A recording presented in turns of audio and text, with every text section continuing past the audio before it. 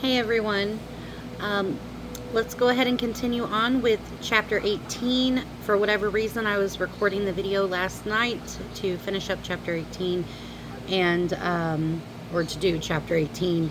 And for whatever reason, something popped up on my phone and then all of a sudden it like cut off my video. And I wanted to make a full video instead of two separate videos to finish up. So I deleted that one. We're going to try again today. So we're going to go ahead and do chapter 18 in the book of Genesis. So let's go ahead and get started, shall we? I hope everybody's had a great day. It's kind of in the middle of the day right now here for me. So I've had a good day so far. Just kind of relaxing, not really doing much today. So chapter 18 is about the promise of Isaac is confirmed. And the first section of chapter 18 talks about how Abraham welcomes important visitors. And the first verse 1 through 5 is about how Abraham invites the Lord and two others for a meal. So 1 through 5 says, "And the Lord appeared unto him in the plains of Mamre, and he sat in the tent door in the heat of the day. And he lifted up his eyes and looked, and lo, 3 men stood by him. And when he saw them, he ran to meet them from the tent door and bowed himself toward the ground, and said, My Lord, if now I have found favor in thy sight, pass not away, I pray thee, from thy servant. Let a little water, I pray you, be fetched, and wash your feet, and rest yourselves under the tree. And I will fetch a morsel of bread, and comfort ye your hearts. After that ye shall pass on, for therefore are ye come to your servant. And they said, So do as thou hast said." All right, so in the first verse, when it says, "Then the Lord appeared." So when the Lord appeared, this actually happened a short time after the events of Genesis chapter 17, which is the chapter we just did in the last video. "And the Lord appeared to him under a terebinth tree." Now, here again, the Lord came to Abraham in human appearance. And if you catch that, because in verse 1, the Lord appeared unto him in the plains of Mamre. Mamre, M-A-M-R-E. I don't know if I'm saying that right or not. You can also reference that in John chapter 1 verse 18 and 1 Timothy chapter 6 verse 16. Now, the terebinth trees of Mamre. So this was a significant place in Abraham's life. And Abraham moved to Mamre when he came back into the promised land from Egypt. And he built an altar there, which you can reference that back to Genesis chapter 13, verse 18. And he also stayed there for some time. And you can also reference that back in Genesis chapter 14, verse 13. So Abraham purchased a field and a cave at Mamre, using it for Sarah's burial. Abraham himself was buried there, and his son Isaac was even buried there. And in verse 2, where it says, "Behold, 3 men were standing by him." So he honored that leader as superior when he bowed. He bowed to the leader. And he ran from the tent door to meet them. So Abraham enthusiastically offered the hospitality of his home to these 3 travelers that came to see him. All right, verses 6 through 8. And 6 through 8 talks about how Sarah and Abraham prepare a meal for the visitors. So 6 through 8 says, "And Abraham hastened unto the tent unto Sarah and said, Make ready quickly 3 measures of fine meal, knead it, and make cakes upon the hearth. And Abraham ran into the herd, and fetcheth the calf tender and good, and gave it unto a young man, and he hasted to dress it. And he took butter and milk and the calf which he had dressed, and set it before them. And he stood by them under the tree, and they did eat. And they said unto him, Where is Sarah thy wife? Oh, I'm sorry. I kept going.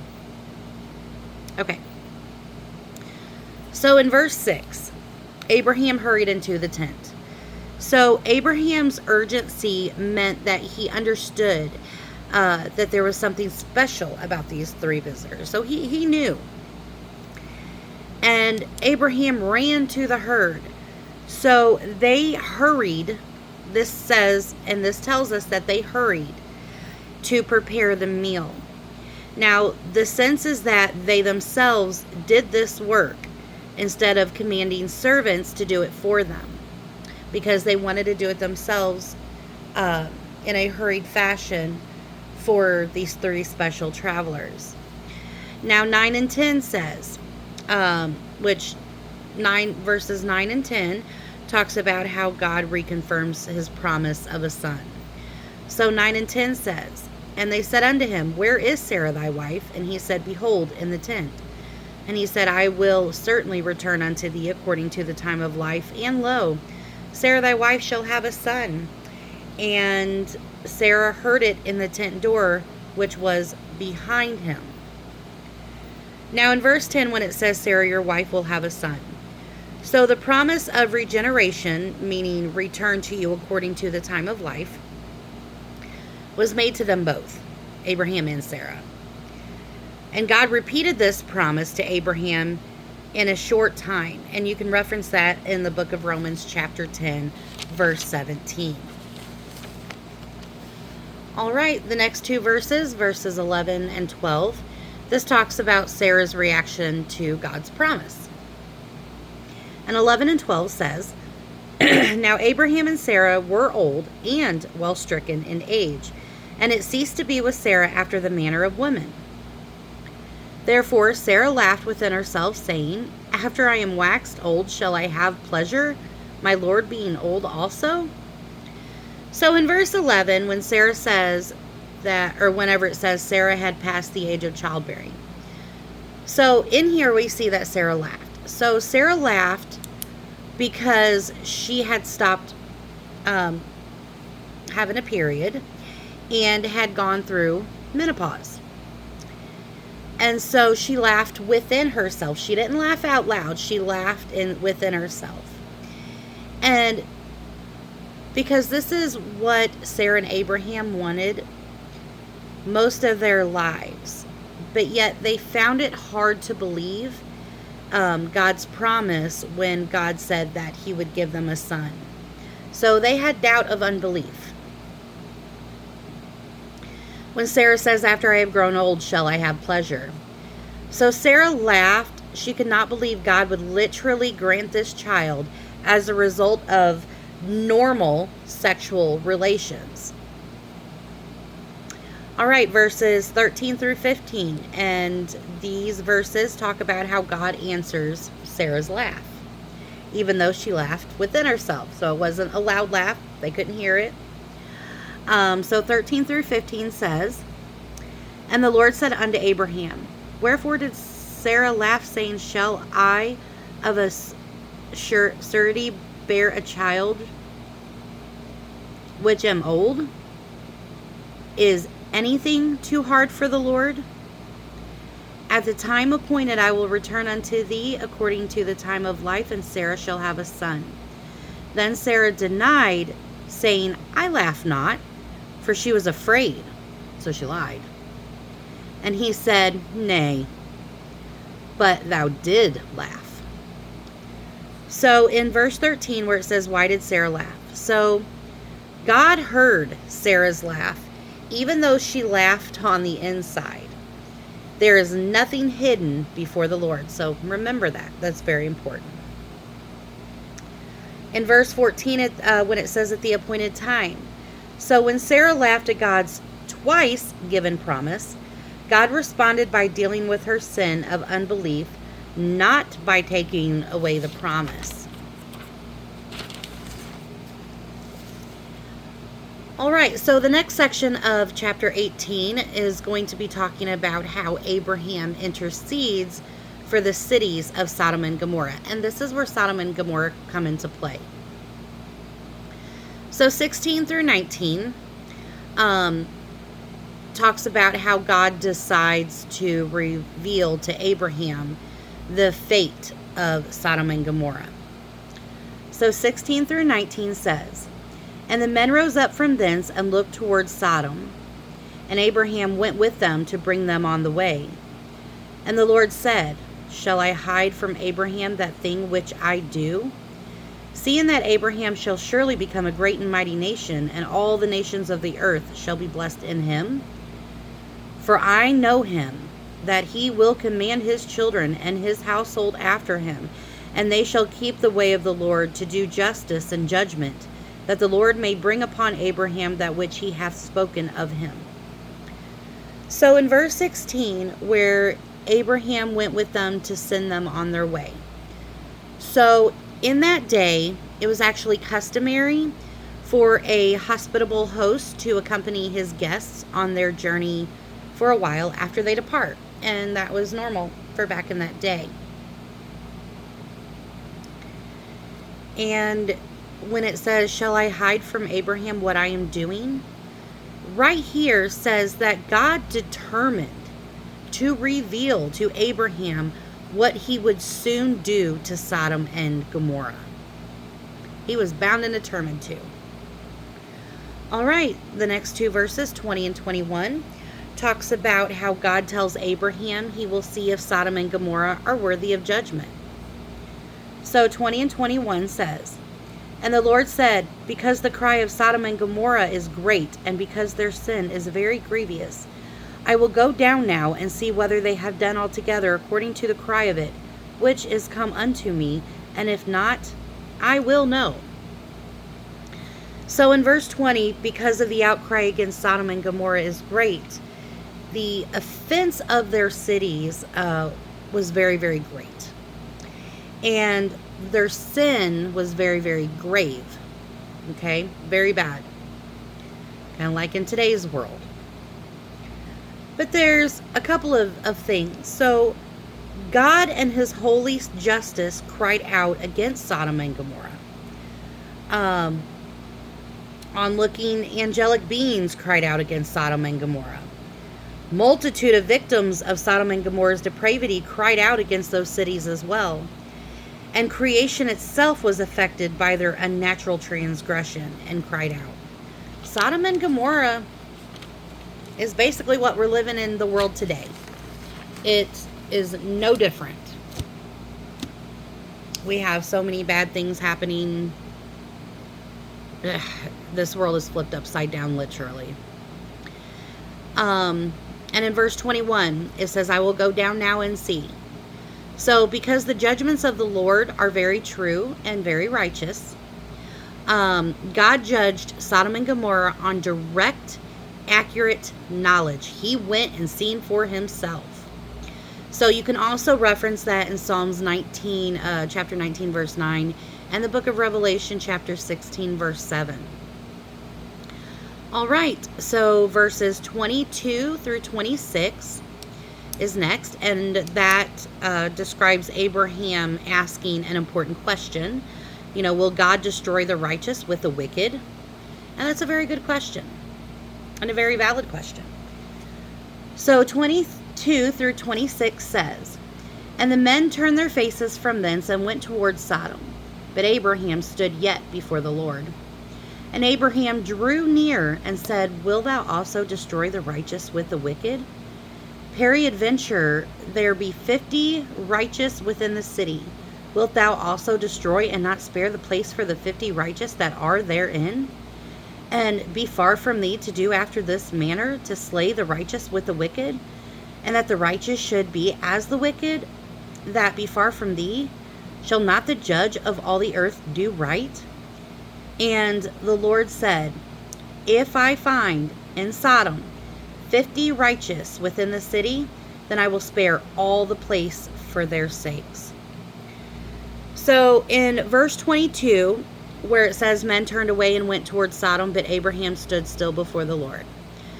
So we see the two men were actually the angels who visited Sodom in Genesis 19, which we're going to be talking in the next video.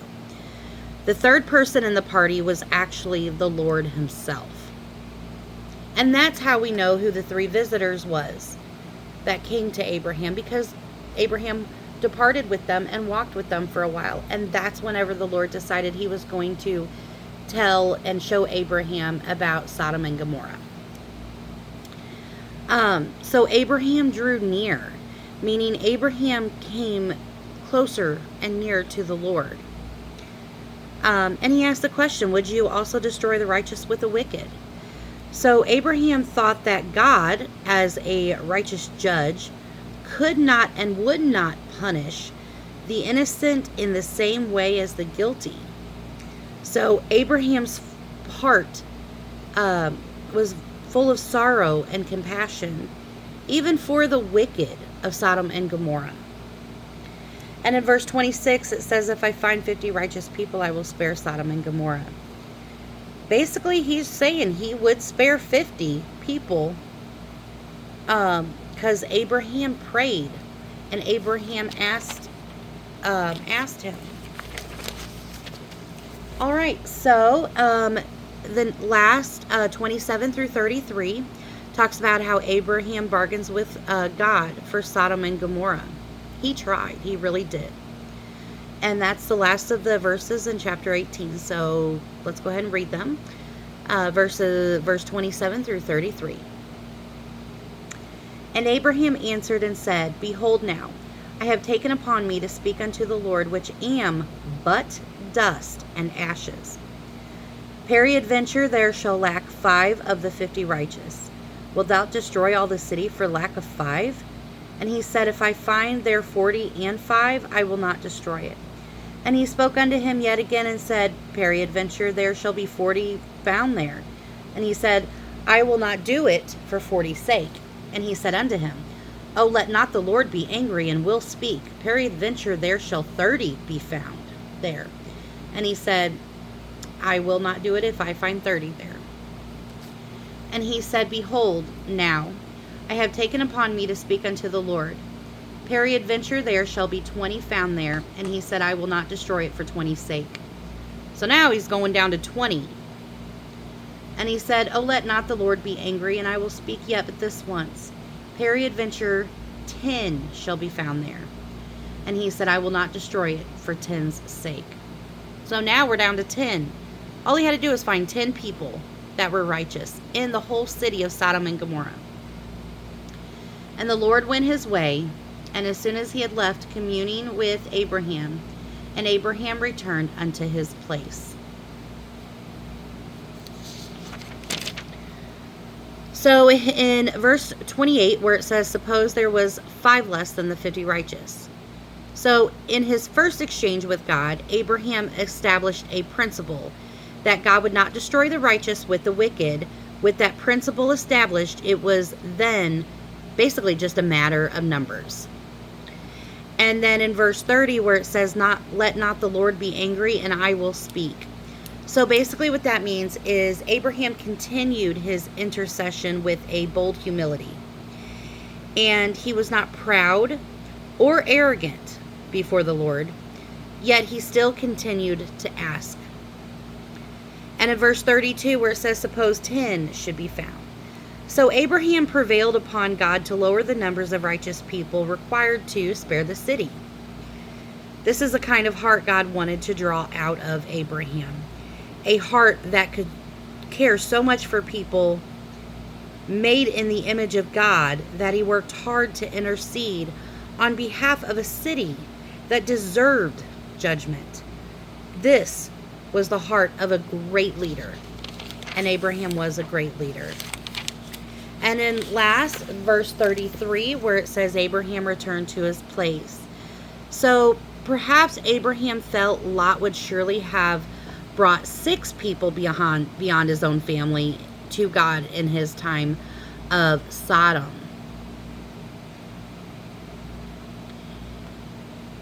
And so basically, God has indicated that Sodom will be destroyed for its wickedness. Abraham objects, suggesting that would be unfair for God to punish righteous people along with those who are wicked, and begins to ask God to spare the city for the sake of smaller and smaller numbers of righteous people. So in this context, righteous simply means those who aren't involved in the grievous sins of Sodom and Gomorrah. You can reference that in this chapter, and then as well as Ezekiel chapter 16, verse 49 and 50. But in the display of great patience, grace, and mercy, the Lord has stood and heard everything Abraham has said to him, including a bold claim about whether or not God's plan is fair. And in addition, the Lord has agreed to every request from Abraham, even though Abraham turned it into what sounded like a negotiation. Abraham's intent all along was likely to reach the point seen in the last verse, which is verse 32. God's vow not to destroy the city if 10 righteous people could be found there. The point of this is not that God needs to have his mind changed. Rather, the purpose for this conversation is to prove in no uncertain terms that God's approach to these wicked cities is entirely just. And as the Lord walks away, likely toward Sodom, and Abraham returns home, their agreement stands that the Lord will not destroy Sodom if he finds 10 righteous people there. So Abraham seems to believe, or at least hopes that at least 10 of Sodom's thousands of residents are not participating in the great wickedness for which they have become infamous. Which you can reference that in Genesis chapter 13, verse 13. Abraham's ultimate hope, we assume, is to save the life of his nephew, Lot, and his family. Because remember, in the previous chapters, Lot and his family went to live in Sodom and Gomorrah. So that is it for chapter 18. All right, thank you guys. Like I said, if you see me looking down, my Bible's right over here.